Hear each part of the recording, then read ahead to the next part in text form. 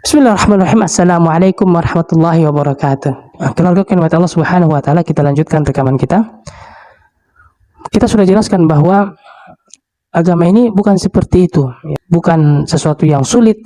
Memahami agama juga bukan melalui perenungan yang panjang sebagaimana para tasawuf, yaitu pada masalah akidahnya, pada masalah akidah. Karena pembahasan di kitab ini tentang akidah. Jadi di antara para kaum muslimin, selain daripada manhaj pemikiran Ahlussunnah wal Jamaah yang di atas pemikiran para sahabat dan Nabi, selain itu semuanya Syiah, tasawuf, Maturidiyah, Asy'ariyah, Qadianiyah dan lain sebagainya, mereka memahami agama berdasarkan penelusuran akal mereka. Makanya jangan heran kalau ada hal-hal yang mereka anggap bertentangan dengan akal mereka dalam agama, mereka kemudian mentakwilkannya, dipalingkan maknanya bukan berdasarkan makna lafaznya. Sebagaimana hal ini banyak ditulis oleh penulis-penulis dari aliran-aliran, misalkan Asy'ariyah, mereka menulis bahwa tidak boleh memahami Al-Quran berdasarkan makna teksnya, nanti akan tersesat.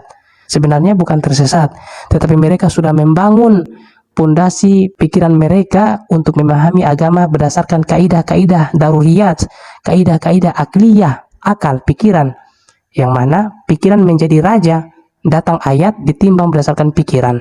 Padahal harusnya pikiran itu yang dihukumi oleh ayat-ayat Allah Subhanahu wa taala. Ayat yang menjadi timbangan, yang menimbang pikiran-pikiran manusia, bukan pikiran manusia yang menjadi timbangan atau mi'yar atau hakim yang mau menghakimi ayat-ayat Allah. Di sini maksud daripada muqaddimah Syekh At-Turifi. Ada dua saja model. Model yang pertama itu ya kebanyakan manusia. Ada Asy'ariyah, ada Maturidiyah, ada Syiah, ada Khawarij, ada Murji'ah, ada Qadianiyah, Naqsyabandiyah, tasawuf, sufi-sufi, kebatinan-kebatinan, Islam liberal yang lebih dekat dengan pemahaman Murji'ah. Ini semua adalah menjadikan akal menimbang Quran, menjadikan akal mereka sebagai mi'yar, sebagai alat timbang yang mereka dengan itu menimbang ayat Al-Quran sesuai tidak dengan mereka punya pemikiran. Padahal harusnya adalah Al-Quran datang untuk menuntun akal, Al-Quran datang mengatur akal, menimbang pemikiran orang sesuai tidak dengan apa yang Allah mau. Qul in kuntum tuhibbunallaha fattabi'uni yuhibbukumullah. Kalau kalian cinta kepada Allah, ikut Nabi. Nabi berbicara, mau wa ma yantiqu 'anil hawa in huwa illa wahyu yuha. Nabi berbicara berdasarkan wahyu yang diwahyukan, berdasarkan apa yang Nabi mau, berdasarkan apa yang sahabat pahami. Keluarga yang dirahmati Allah Subhanahu wa taala, kita bacakan bahwa dengan menjadikan akal sebagai panutan untuk menimbang setiap ayat-ayat Al-Quran, menjadikan akal sebagai raja, dengan itu kemudian menimbang Al-Quran apakah ditolak atau tidak ditolak, apakah ditolak atau diterima berdasarkan akalnya. Ini adalah pintu besar yang dari pintu inilah muncul kesesatan pada manusia. Lihat saja Murji'ah, dengan akalnya mereka tersesat. Khawarij, Mu'tazilah, Maturidiyah, Syiah, Asy'ariyah, Qadaniyah, liberal, sufi-sufi, ini semua karena mereka menimbang nafs Al-Quran dan hadis dengan timbangan akal mereka, dengan apa yang mereka jadikan sebagai kaidah-kaidah daruriyat akal mereka, lalu dengan itu mereka timbang itu nafs-nafs dan Al-Quran dan ayat-ayat dan hadis-hadis, sehingga mereka menjadi lemah keyakinannya kepada Allah. Keluarga kepada Allah Subhanahu wa taala. Kemudian dijelaskan oleh At-Turifi di sini bahwa akal telah mengambil tanggung jawab untuk menciptakan sekolah-sekolah filsafat yang mengarahkan kepada Allah Subhanahu wa taala. Di zaman Abu Zur'ah dan Abu Hatim itu banyak sekali sekolah-sekolah filsafat yang berdiri. Makanya muncul mereka seperti Al-Ghazali, Ibnu Sina, Fakhruddin Ar-Razi, Al-Juwaini, Al-Amidi, imam-imam Asy'ariyah yang 10 muncul di zaman-zaman dekat-dekat di situ, muncul di zaman-zaman yang tidak jauh dari situ, karena filsafat itu sudah menyebar. Orang memahami agama berdasarkan tasawuf itu menyebar, sekolah-sekolah filsafat tersebar.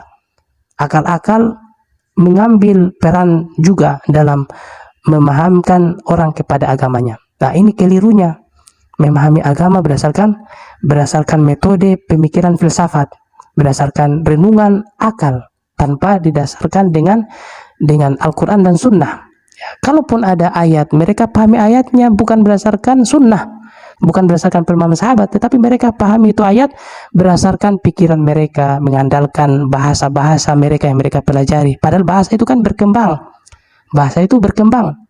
Kita saja ini di Indonesia dengan di Malaysia sama-sama masih Melayu kan, tapi kalau kita bilang setubuhi bumi itu ganjil, setubuhi bumi. Tapi kalau orang Malaysia itu mereka pahami adalah tiarap, hal yang mereka anggap wajar. Tapi di sini bahasanya berkembang, memiliki makna yang lain. Begitu juga tersesatnya orang-orang di zaman dahulu yang mengandalkan perkembangan bahasa, yang mengandalkan bahasa tempatan mereka, akal mereka untuk memahami nas-nas Al-Quran, menjadi tersesat.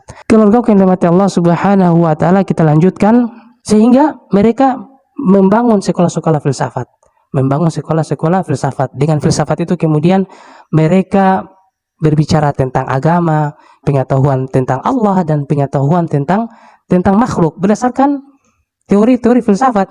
Sehingga filsafat itu di saat itu ya menjadi seperti tali yang panjang, pemahaman yang berliku-liku, yang tidak diketahui asal dan ujungnya,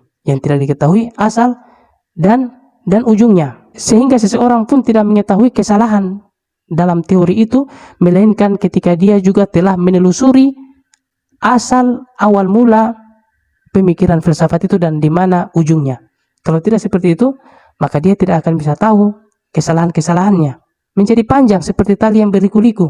Jika seseorang tersalah, dia mengetahui kesalahannya dan dia perbaiki, maka dia telah menjadi orang yang naik satu tingkatan, meninggalkan kesalahan akalnya dan kembali kepada kebenaran. Tetapi jika ia meneruskan penelusuran akalnya yang panjang, maka dia sebetulnya akan menjadi orang yang ragu, karena panjangnya langkah-langkahnya, banyaknya khayalan-khayalan dan prasangka yang ia bangun. Keluarga yang dirahmati Allah Subhanahu wa Ta'ala, di zaman-zaman itu, di zaman-zaman Abu Zur'ah dan Abu Hatim, di zaman-zaman Imam Bukhari, Imam Ahmad, itu kan terjadi filsafat mulai berkembang. Makanya di situ Imam Ahmad kemudian terkenal fitnah, di penjara, ya, karena ada beda pemahaman dengan penguasa saat itu. Penguasa saat itu beraliran Mu'tazilah. Kemudian Imam Bukhari juga terfitnah sehingga dia terusir dari kampungnya. Penguasa saat itu juga Mu'tazilah. Ya, Imam Syafi'i berdebat juga dengan beberapa orang, dengan Munfarid, karena beda pemahaman. Artinya di saat itu filsafat itu berkembang. Telah didirikan sekolah-sekolah filsafat. Orang memahami agama berdasarkan penelusuran akal sendiri, berdasarkan teori-teori filsafat, bukan berdasarkan pemahaman sahabat, kesepakatan sahabat, bukan berdasarkan sunnah. Sehingga semua ini menjadi latar belakang Abu Zur'ah dan Abu Hatim keluar lagi dari kampungnya untuk mencari pemahaman akidah ini. Saking banyaknya orang memahami agama berdasarkan pikiran filsafat, menjadikan Abu Zur'ah dan Abu Hatim ini harus keluar lagi, karena mereka tahu bahwa agama ini tidak boleh dihakimi sama akal, apalagi berbicara tentang sifat, tentang sifat-sifat Allah. Ini tentu menjadi keraguan, sebagaimana yang kita sudah jelaskan pengakuan dari Ar-Razi dan dari Imam Al-Ghazali, dan juga dari imam-imam yang lain yang sudah banyak makan asam garam dunia filsafat. Mereka menjadi ragu, dengan pemikiran mereka sendiri. Allah Subhanahu wa Ta'ala yang Maha Tinggi tidak memerintahkan untuk disembah dengan pemahaman yang sulit, pemikiran yang berliku-liku seperti itu. Allah tidak menurunkan wahyu dan tidak mengutus rasulnya ya untuk disembah dengan cara-cara yang sulit seperti itu, dengan pemikiran-pemikiran yang panjang seperti itu. Agama ini tidak hanya untuk orang-orang yang cerdas. Agama ini bisa dipahami oleh setiap akal yang sehat, serta bahasa yang lurus dan fitrah yang selamat. Maka agama mudah dipahami. Karena kita tahu bahwa di sebagian kaum muslimin, misalnya ya, mereka yang beraliran Asy'ariyah, Maturidiyah, mereka ini punya ajaran tentang akidah itu sulit, berliku-liku. Makanya Imam Al-Ghazali punya buku namanya iljamul awam min ilmi kalam, melarang orang-orang awam membahas ilmu kalam. Ilmu kalam tentang akidah bagi mereka. Kenapa orang-orang awam dilarang? Karena sulit. Sementara agama ini, apalagi masalah akidah, masalah pondasi yang menjadikan orang masuk surga atau masuk neraka, itu Allah tidak persulit di situ. Masalah akidah, usul, agama pokok ini tidaklah sulit. Sama dengan kehidupan di dunia ini, bahan-bahan pokok itu tidak boleh mahal. Bahan-bahan pokok itu perlu gratis. Sama seperti itu, Allah Subhanahu wa taala jadikan pokok agama ini sesuatu yang mudah, bahkan menjadi fitrah manusia. Kenapa sulit dipahami? Tetapi dalam ajaran aliran-aliran agama, misalkan Asy'ariyah, Maturidiyah, itu bukan main sulitnya masalah akidah ini. Susah dipahami oleh orang-orang awam. Nah, disinilah latar belakang Syekh At-Tharifi menulis buku ini, bahwa agama itu, apalagi masalah akidahnya, bukan dipahami dengan pemahaman yang sulit seperti itu, tetapi dipahami dengan siapa saja yang punya akal, siapa saja yang punya fitrah yang selamat, dan siapa saja yang mempunyai bahasa yang selamat, maka dia bisa memahami agama ini dengan baik karena sesuai dengan fitrah. Khurasan adalah salah satu negeri Islam yang menjadi tempat berkumpulnya filsafat setiap agama terdahulu dan filsafat muslim. Di Khurasan saat itu menjadi tempat berkumpulnya para pemikir, ya, tempat berkumpulnya filsafat, baik filsafat Aristoteles, yang diambil oleh Ibnu Sina, semua terkumpul di situ, termasuk filsafat muslim seperti Juwaini, ya, seperti Ibnu Sina, seperti Fakhruddin Ar-Razi. Ini mereka-mereka yang mengambil agama dari pintu filsafat, semua terkumpul di situ. Tapi di sana juga dulu ada para imam-imam Islam yang betul-betul mengambil agama ini dari sumber yang murni, dan mereka tahu bahwa agama ini memang harus diambil dari sumbernya, dari orang-orang yang kredibel seperti Imam Ahmad, seperti Imam Bukhari, seperti Abu Zur'ah dan Abu Hatim ini, yang kemudian mereka itu tidak mau mengambil filsafat ini sebagai pondasi pikiran mereka terhadap agama, sehingga mereka kemudian hijrah keluar lagi dari negerinya untuk mencari pemahaman sahabat dari murid-muridnya. Namun di sana ketika ilmu filsafat menjadi kuat, ya, di beberapa akal manusia, ya, misalnya kalau dia ulama, maka dia memahami ayat yang datang padanya, memahami Al-Quran tidak berdasarkan apa yang Allah dan Rasulnya inginkan, karena dia memahami agama berdasarkan akalnya.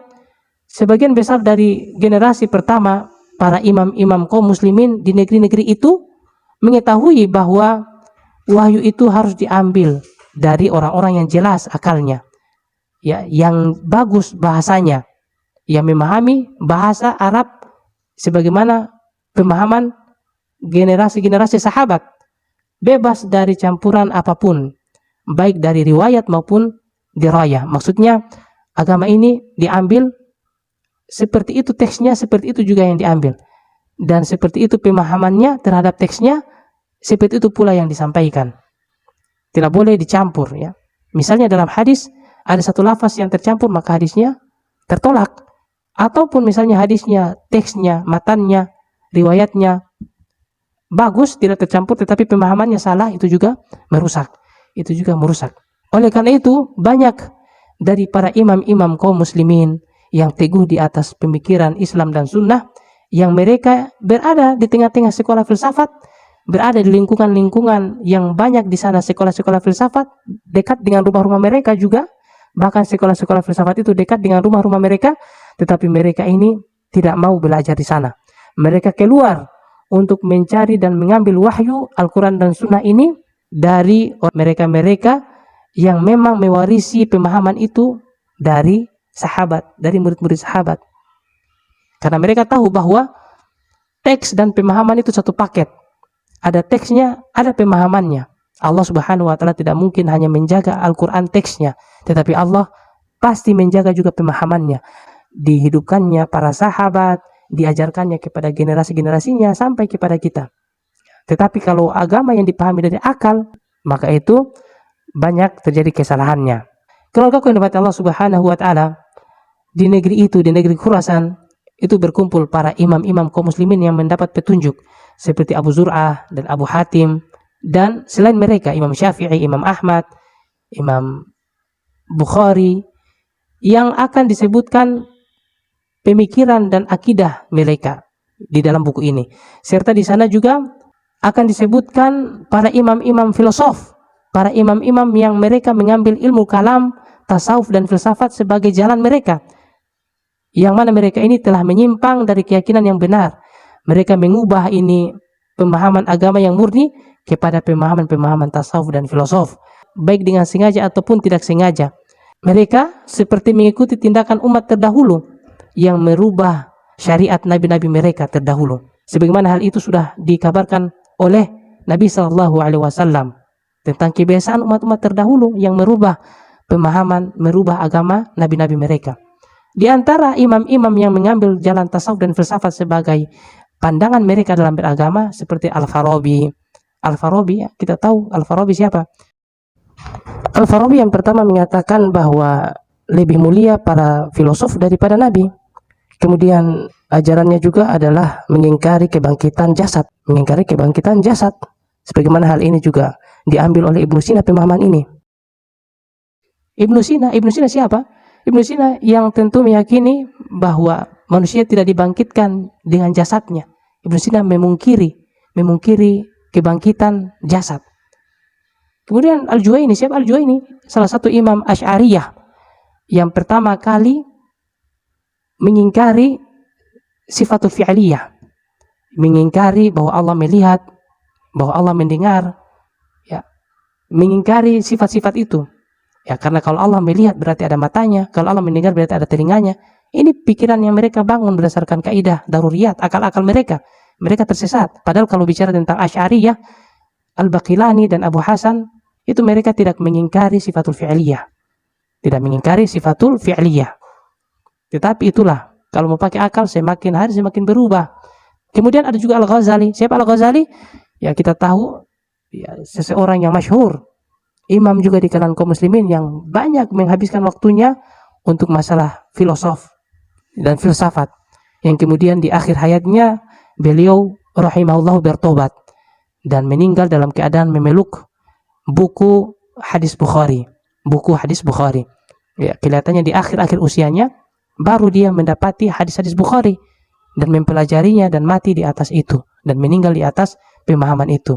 Ini bertobatnya Imam Al-Ghazali dari pemikiran filsafatnya. Makanya beliau banyak membantah filsafat juga setelah mengetahui kesesatan filsafat ini.